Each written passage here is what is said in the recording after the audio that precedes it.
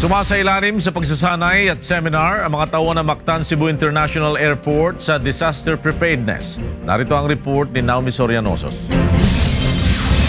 Mahigit sa 50 tauhan ng mga organisasyon sa Mactan Cebu International Airport ang sumasailalim ngayon sa training at seminar sa disaster preparedness.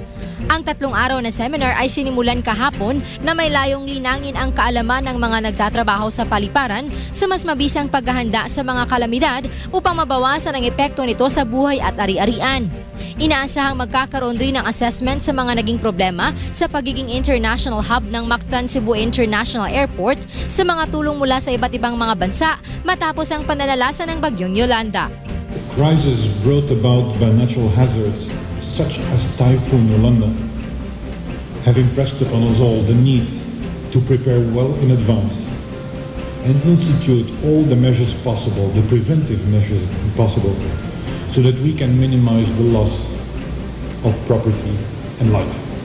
Isa sa naging problema ng MCIAA ay ang kapasidad sa pagtanggap ng maraming mga cargo mula sa iba't ibang bansa. Kasama na ang logistics at ang agarang pagpapadala ng mga tulong lalo na sa mga nasalantang lugar ng bagyo.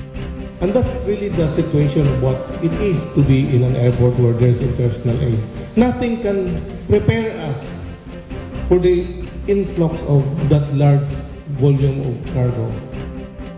Pagkatapos ng seminar ay inaasahang makakagawa rin ng manual para sa disaster management sa mga paliparan.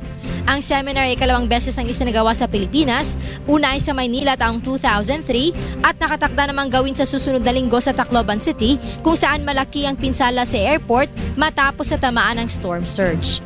Mula dito sa Cebu, Naomi Sorianosos, UNTV News Worldwide.